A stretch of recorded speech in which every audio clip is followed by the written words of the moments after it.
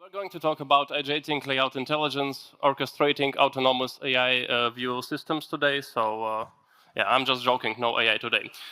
We're going to reinvent some parts of SwiftUI today with you. We're going to lay out basically anything we want. And the good news for me and you is that this talk is 99% handcrafted, human-made, organic code. So no AI slop today. Well, almost. Yeah. Let's talk about the problems that we have in SwiftUI. Have you ever had this feeling when you were just slapping random modifiers on top of your views, trying to get the perfect layout, and not really understanding why frame is not working like frame, and where is my set frame origin from UIKit, AppKit, what is layout priority, what is this mess? Yeah, so hopefully we're going to fix it today, like a little bit, let's talk about things that inspired me to do this.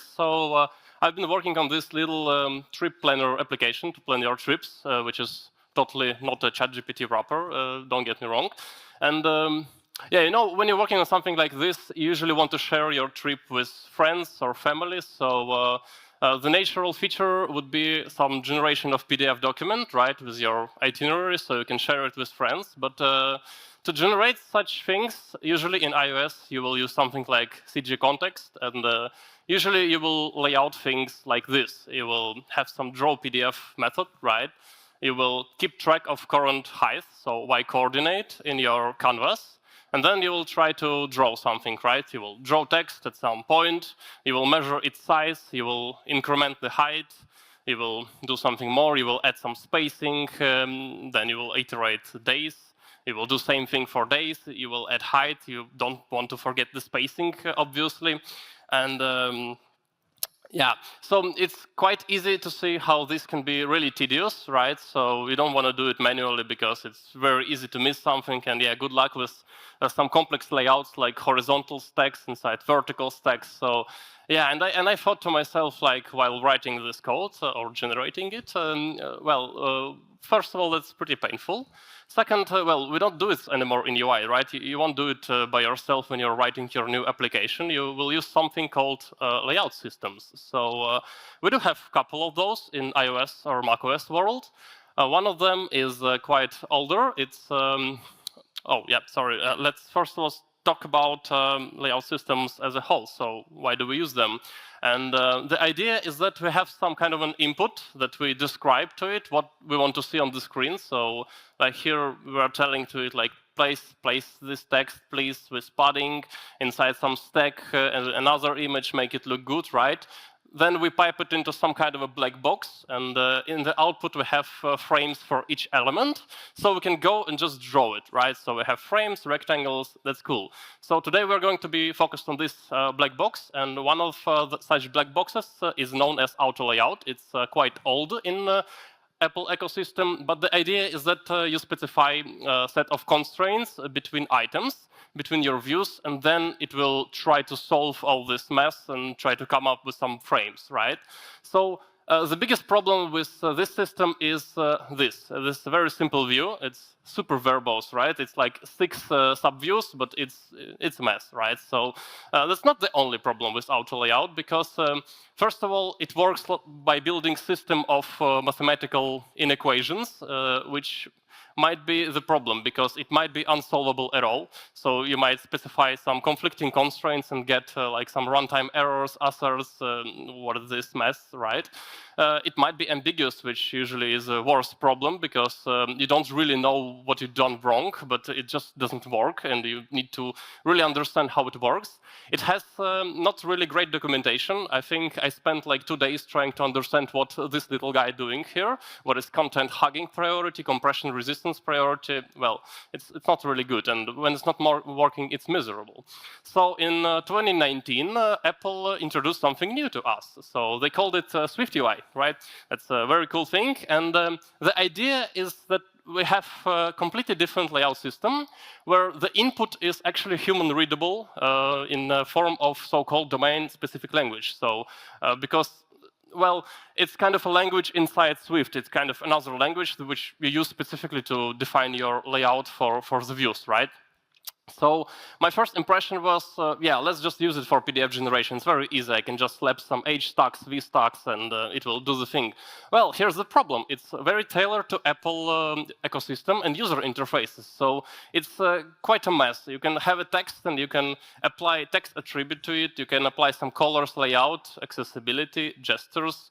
You can set some modifiers for application URL opening, some drag and drop. Well, we don't need most of these things, right? And it certainly won't work in some environments like generating a PDF document. So we need only the layout system from SwiftUI. We don't care about state management. We don't care about updates. We don't care about animations. We don't care about any of this specific stuff because we just want to draw a PDF, right? And also, it will be good if this thing will be reusable later, if we could use it in different environments, right? So let's instead just reinvent it. I thought, well, it couldn't be that complex, right? The layout system is probably quite easy to implement. So yeah, here was born Open Layout. It's a very unique name for a layout system, I know. And the general idea is that we're giving something like SwiftUI DSL, and you can lay out everything. So not only views, you can specify your own elements and just get frames for them. The first problem with reinventing stuff is that most of it is closed source. And if you know Apple well, you know that most libraries are closed source. And you have no actual possibility to get inside and see what is happening. So we need to do some reverse engineering here. So I'll present like two really small things that we can do. First of all, we can inspect so-called Swift interface files of the frameworks, which looks like this mess and located here.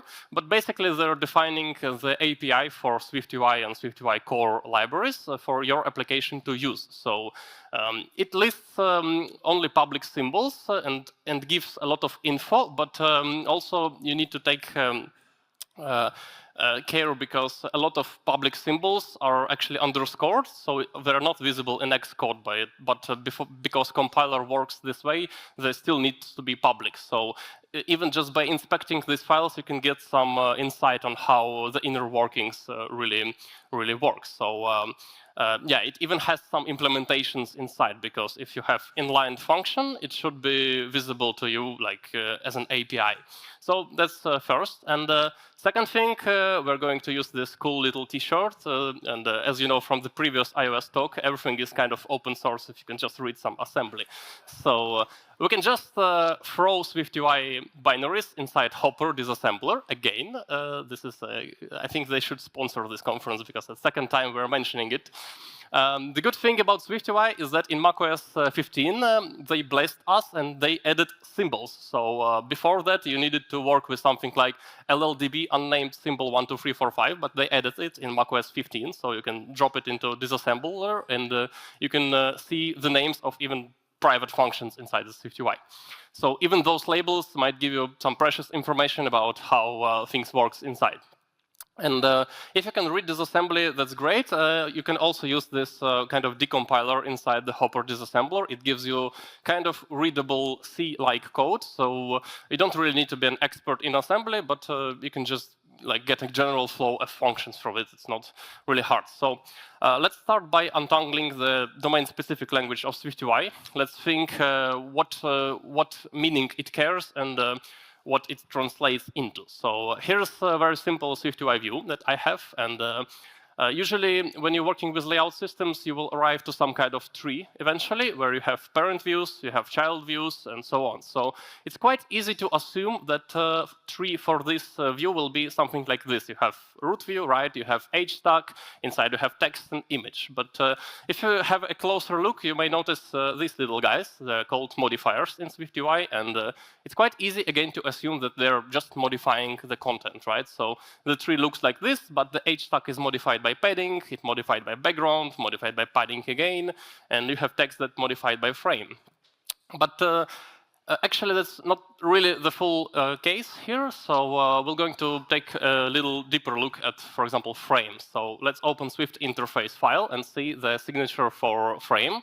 Also, you may notice that the implementation is here as well, because frame is always inlined in your code, so you can see the implementation. And first thing, you can see that this is an extension on view, so you can call frame on every view.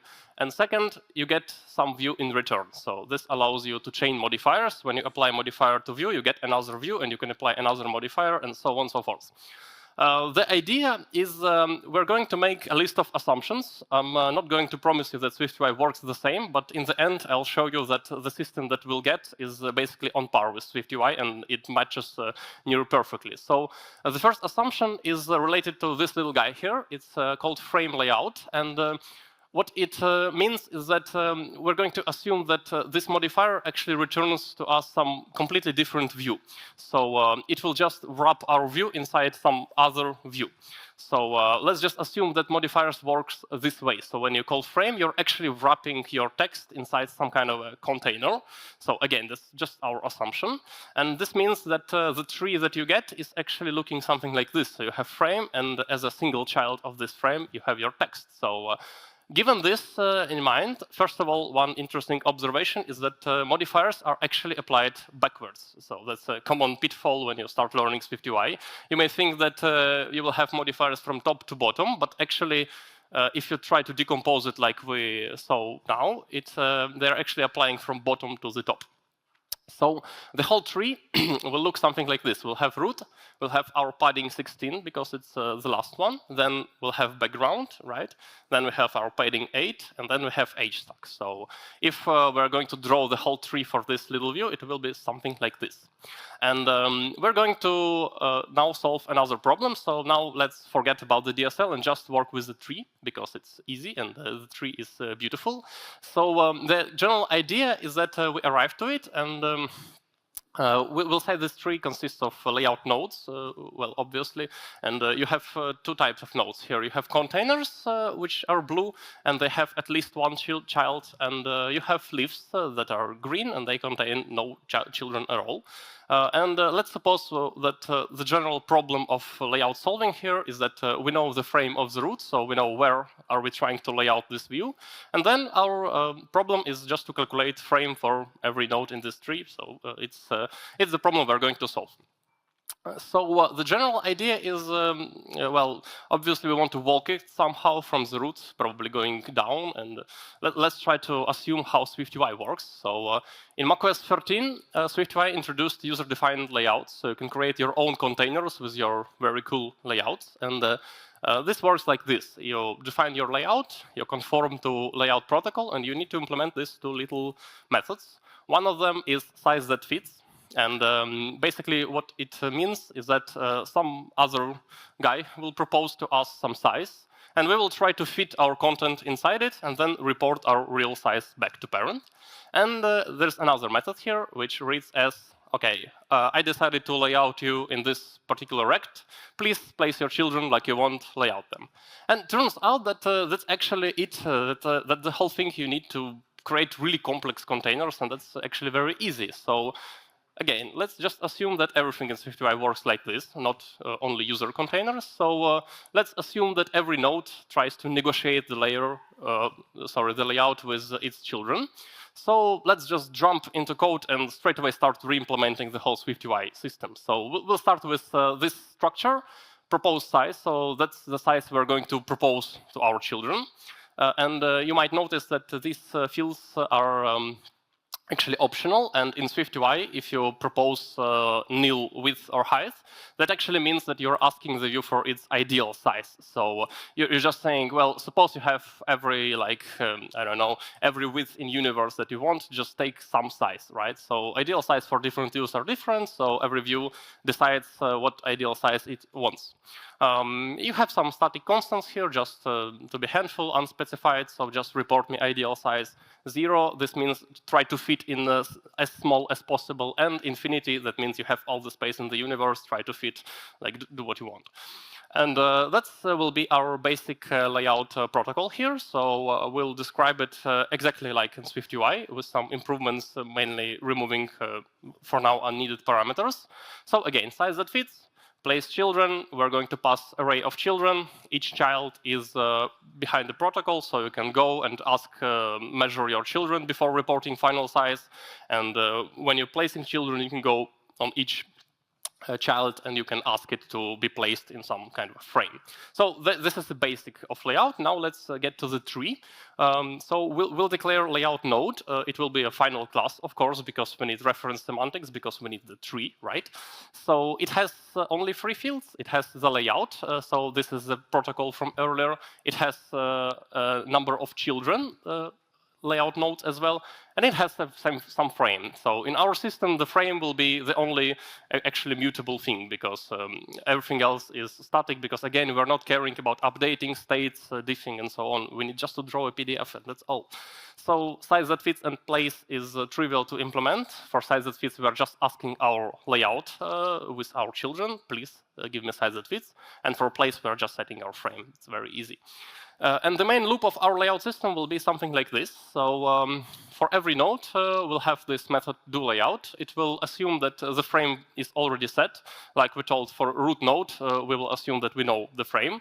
Otherwise, we can just measure it and then assign the frame. And the general idea is that we're just calling place children because we already know our own frame, and then they just recursively go and call this thing down the tree. So it's a recursive algorithm, again, pretty simple, and actually that's it. That's the whole thing you need for the SwiftUI layout system to work, and that's why I found it really great over auto layout, because you don't need all this like systems of constraints. That's very interesting, but unfortunately it's not kind of ready for usage yet, because we need some kind of a library, right? We need some reusable components like paddings, frames, H stacks, V stacks, maybe some leaves. So let's start building. Let's start with leaves. Let's provide some interface for our users to create leaves. Again, leaves are views or layout items which has no children at all. And thus, we don't need a place children method here at all. The only thing we need is size that fits for proposal.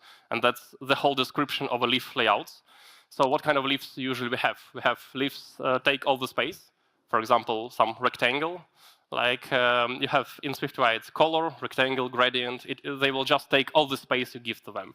And if you ask them about ideal size, they usually will just throw some constants at you, because it's really not great to ask those guys about ideal size. They don't have one, so they will just report it. You can try it in SwiftUI if you want. Another kind of leaves may have fixed size, for example, image. And for every proposal, it will just answer you that it is 50 by 50. Do what you want with it. So in SwiftUI, image by default works the same way. Unless you snap something like resizable on it, it will just be the same fixed size. Now text. Text is complicated. We're not going to get really inside, because we have limited time. But the general idea is that for text, your layout height is dependent on width, right? So you can stretch the text and it will be layouted in a single line. And you can also provide a very limited width, so you will have like very huge height for it. So again, it's quite easy if you already have your text layout engine, so something that will just try to draw text and measure it. You just need to grab layout width from proposal, and you usually just ignore the proposed height, because we're not clipping text here. SwiftUI, though, it can truncate the text, and it takes height into consideration as well, but we don't need it. So generally it works like this. Let's move to next part. It's unary containers. So that's containers that has exactly one child.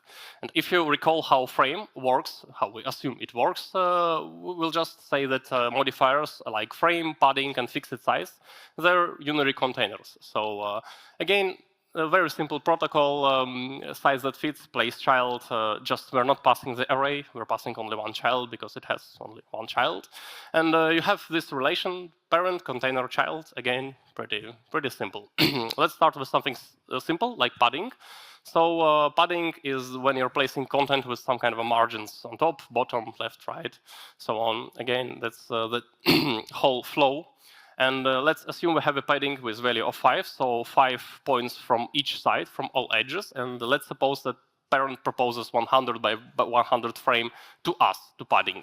In this case, we'll just subtract these margins and get the proposition to child. So again, 5 in each side, that means 10 per axis. That means that if we had 100 by 100, we're going to propose 90 by 90 to our child. And let's suppose child responds with 70 by 70, maybe it's an image of some sort, it has fixed size, for example. Then we'll just add this padding back and report to parents. And that's actually it. The padding is very simple. So that's it. That's all you need to implement this kind of container and modifier. Now let's move into frames. And if you are a SwiftUI expert, you might know that there are actually two kinds of frames in SwiftUI. One of them has this signature. It has width, height, and alignment. And it will always retain the same width, always retain the same height. If you pass one here, we're going to call this fixed frame. And you can see that it uses frame layout from SwiftUI. There's also another guy.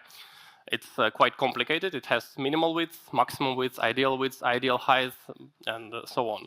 And we're going to call this guy flexible frame. Why we're doing this is because they're using two completely different implementations under the hood, and you can see it here. Again, this code is from SwiftUI. It's from Swift interface. So you can see this one uses frame layout, this one uses flex frame layout. So we're going to call this flexible frame. Let's start from a fixed frame. Let's say we're just doing a fixed frame with width 100. So we're going to place our content, and our frame always will have width of 100. For example, parent proposes something like 120 by 100. We will overwrite the proposal because we will know that we will be 100 in width always, so we'll just propose 100 by 100. Child will respond with something, let's say 50 by 100, and we will just again overwrite the width because we want it fixed. So the frame will always have the width of 100 in this case. Talking about flexible frame, it's a completely different beast. It's very complex, actually. It's not easy to implement this, but with some reverse engineering, disassembly, and compatibility test, you can get to some kind of implementation. It boils down to this huge method that's tried to constrain the dimension of the view, but yeah, it's kind of complex. So yeah, you need to reverse engineer it, and we don't have really enough time to just go inside and do it. Let's talk a little about fixed size. Fixed size from documentation fixes the view on its ideal size, and it's very easy to implement it. For example, parent proposes something, and we just don't care about parent proposal. We're just proposing nil by nil to child. We're asking it to give us ideal size. And when child responds, we're just responding with this size. So basically, we're telling we don't really care about any kind of parent proposal. We're always ignoring it, and this might result in your view, in your child, overflowing the parent, but that might be expected for you if you're using this little modifier. Now the interesting one, stacks. That's a very interesting topic. So you have big containers which can contain more than one subview. You have vstack and hstack and SwiftUI. They're both working quite similar. And the first thing you might notice is that it actually works exactly the same. So vstack and hstack are exactly the same logic, right? So we should reuse some kind of an engine. And the big question is how to make it reusable. When I first started implementing, I implemented this cool little approach where I was boiling everything down to hstack and then rotating the coordinate system. That was not a good approach. Don't do it because it will be a pain to debug it. So instead, SwiftUI uses another way. It defines major and minor axis, where major axis is the layout direction and minor axis is the another axis. So you will write the code once, but you will write it in terms not of width and height, but in terms of major and minor axis. And this will allow you to debug it easier, so and write generic code.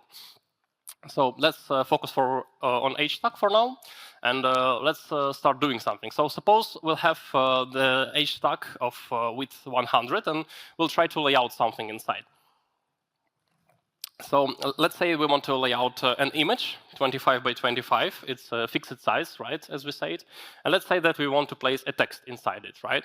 So the general kind of intuitive algorithm here is, first of all, we're going to allocate major axis space for children. Again, major axis is the x-axis here, it's width. So we're going to allocate space for every child. Then we're going to place these children with some kind of alignment. And then we're just going to measure maximum height. And this will be the height of our stack, right? So let's start doing this. We'll focus on the first one, how we allocate the space. Well, we want our stack to be probably fair. So, well, for now, let's just select leftmost remaining child. And to be fair, we will propose to it available space divided by number of total children that we have to lay out, right? We will allocate what this view reported to us, and we will just repeat it until we have no views left. So quite easy, right? Let's start with the image. We'll propose, as we said, available space, which is 100, divided by number of views, which is 2. So we'll propose 50. Image will respond with 25, because image is fixed size, remember. And then we're going to lay out this text. We're proposing remaining space, which is 75, divided by number of views, which is 1. So it's 75, and the text will, with pleasure, take every width we'll give it, right? So it looks great, right? It looks perfect.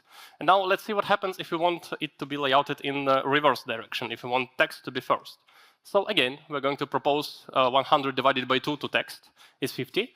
And then we have 50 left. We're going to propose it to the image, but image will respond with 25. So we're having some kind of problem here because the order really matters. And you certainly don't want those empty spaces in your HStack implementation, right? So we came to allocation order matters, and thus we need to somehow fix the allocation order. So we need to allocate space for children in some kind of order. Meet flexibility. That's a really nice thing. That was, again, I think it was mentioned somewhere that SwiftUI uses this. You can easily get a proof by just disassembling it and finding all those flexibility symbols inside. So the flexibility of the view is maximum length that it can take minus minimum length. So maximum length is size that fits infinity, and minimum length is size that fits 0. For our image, the flexibility will be 0, because maximum length it can take is 25, minimum is 25 as well, so we have 25 minus 25, that's 0. And for the text, it's interesting, because maximum length is some great number, because we can stretch it by width like almost indefinitely, but it will have some point where you have single very long line. And minimum length, let's say it's 0, although it might be something different, but let's say it's 0. And the flexibility for text is certainly greater than 0, right? Because it's maximum length minus minimum length. And recall, we get a perfect layout when we started layouting from an image, and we get bad layout when we started layout from the text. So the natural improvement to our algorithm is to select the remaining least flexible child first. And this might be not really intuitive, but if you do it, you'll notice that the whole intuition in your head in HStacks, it works just like this. So if you implement this algorithm, it actually works just like SwiftUI. So again, least flexible child, proposing fair amount of space, allocating, repeating, and that's all. And in the end, we're just layouting them with their reported size.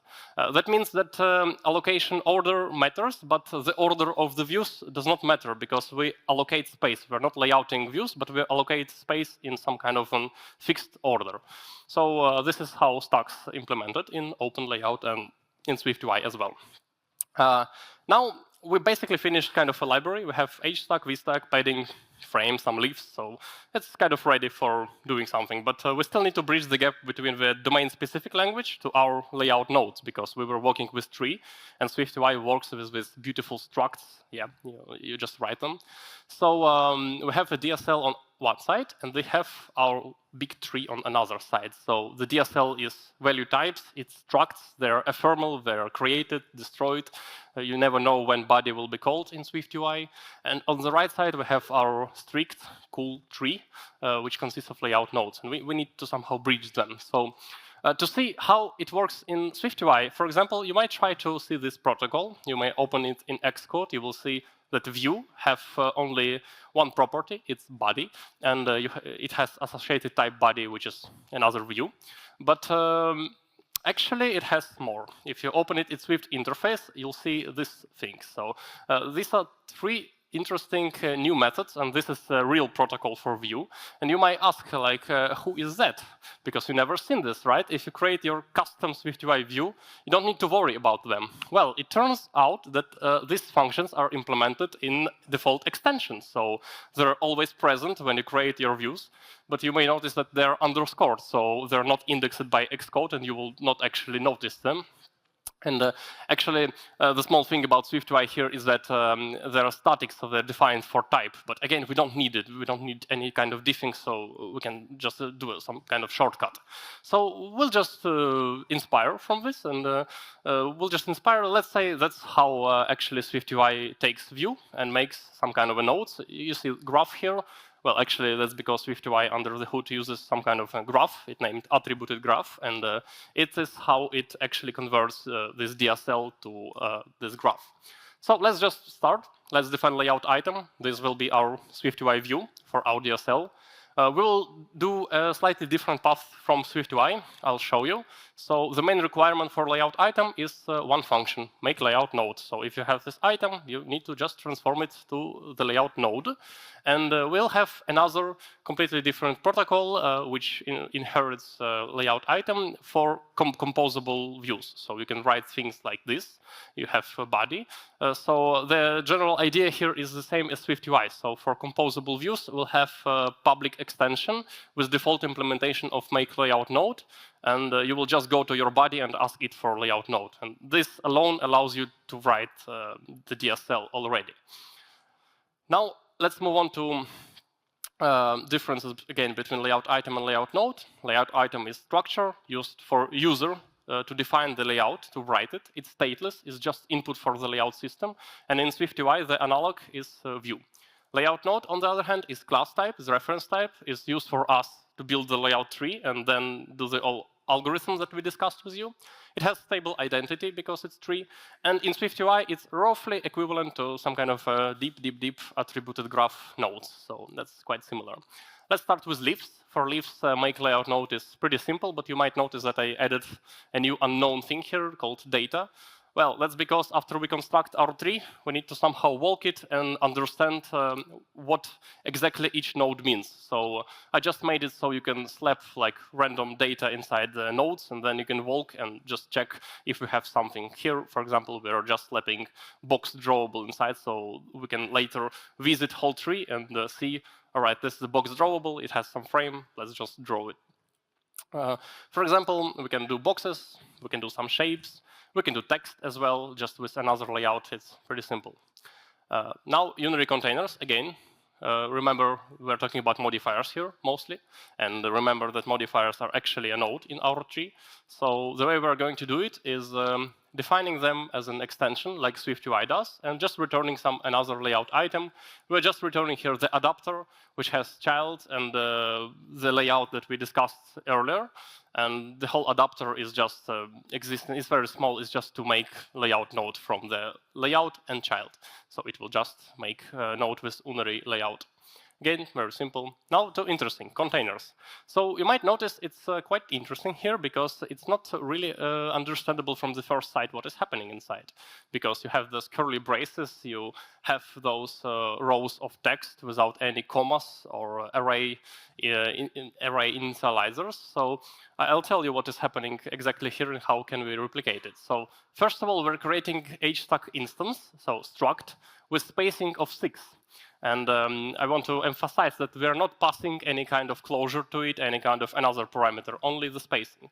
And then we're going to use a very cool Swift function, Swift feature, that you can define method called call as function on any type. And this will allow you to call any instances of this type as function. And it's really interesting because it's defined on hstack. We're calling the hstack, but we're passing the closure parameter, and we can make use of a trailing closure syntax. So we can omit the whole closure declaration. We can just append it to the call. Next, inside the closure, we're using another Swift feature built specifically for SwiftUI, by the way. It's called result builders, we'll get to it, but they basically allow you to write some random stuff inside the closure and somehow it gets into array or some another structure, right? And also the return value of this call as function is just another layout item, so you can apply modifiers, you can snap it into some container, so on. So that's actually pretty clever, I find, and I feel like Swift was designed for the SwiftUI, so I feel like all these features were just created just for the SwiftUI to work because it's a mess. So how to implement this? Well, first of all, let's see what happens if we try to decompose this. You will have something like this. So this is actually what is happening under the hood. And result builder, actually, in SwiftUI, it builds some different things. But for our simple case, this result builder will just build an array of items for us, because that's enough for us. So we're calling this function, passing this content, doing frame. So that's a cool, some compiler sugar to you. And we're going to implement it by defining container. Container is not a layout item. hstack and vstack will be containers, but we don't need them to be layout items, because to get the layout item, we will be calling them. And to call them, we're going to implement this extension on container, which will allow us to call those containers and get the layout item in the end. And you may notice the result builder syntax here. A few words about the result builders. It's this monstrosity. You can define it, and then you can use it as an annotation to any parameter, closure parameter, and it allows you to write stuff like this, so embedding like if-else statements inside the closure, and it will actually build it into some kind of usually array, but SwiftUI again uses some clever system, but we're just built it into array. So at the time of evaluation, if isAttending is true, you'll get hello mdevcamp, you are in. At the time of evaluation, if isAttending is false, you'll get hello mdevcamp and please buy a ticket. So we'll just build an array. That's a cool little feature of Swift as well. So in the end, the question is, does it work? Well, yes, certainly. It works for PDF generation, but I really wanted to do some testing, because when you're trying to reinvent something, you really want to be sure that you are not like building it in some different way. You want to be sure that it's quite dissimilar. So I built some interesting test suites. We have this open layout DSL, so with braces and stuff like SwiftUI. And we can construct the tree for it, right, with layout nodes. And then we can actually draw an image from this node. So we can layout it and walk it from the root, finding any boxes and drawing them into the image. On the other hand side, nothing stops you from creating not only open layout nodes, but by transforming this language into SwiftUI hierarchy. So you can take your open layout DSL, you can walk it and just build very similar, exactly the same layout in SwiftUI.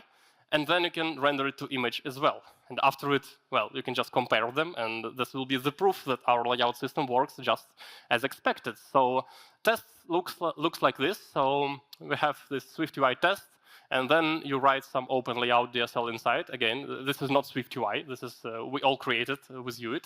So these things, we created it, and we pass it there.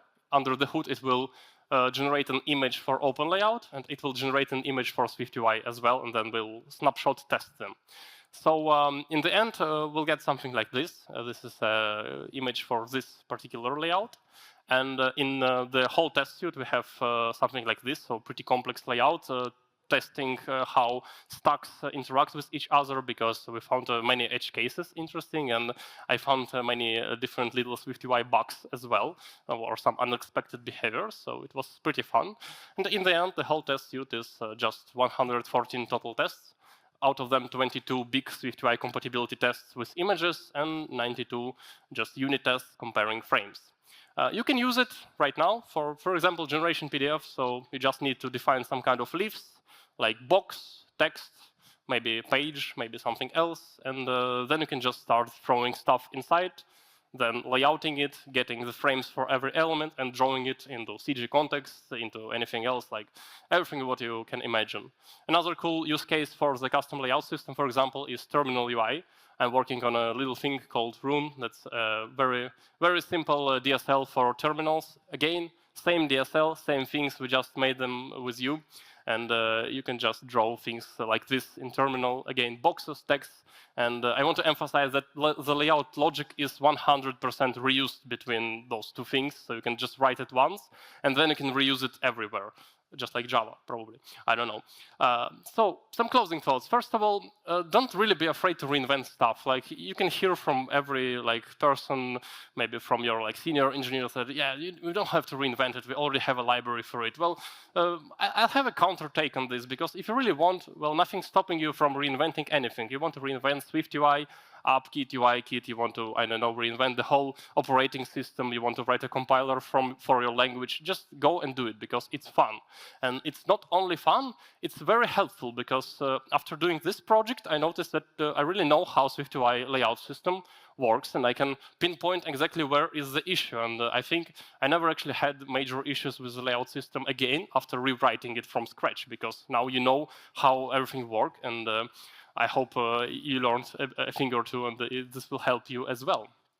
And the last point is, as I said, this talk is 199% organic and human-made. And the main point is, do not lose your skills because you can just prompt everything into Claude. You still can write programs by hand. I wrote this by hand, and I got a lot of fun, a lot of satisfaction building it, and then seeing how it matches with SwiftUI. That's really cool. And I'd say that you can probably build it with Claude in like 2 hours, but that will not be as much enjoyable as if you do it by hand. So you can find the whole code in my GitHub on the open layout. So go get a visit, write some issues, and yeah, of course it's not like fully finished, but it's kind of ready if you want to tinker about it. Maybe just try, just see how it works. And you can find my socials here, so if you want to connect with me, please feel free. So that will be all from myself today. Hopefully that was helpful for somebody of you. So thank you very much and have fun at the conference.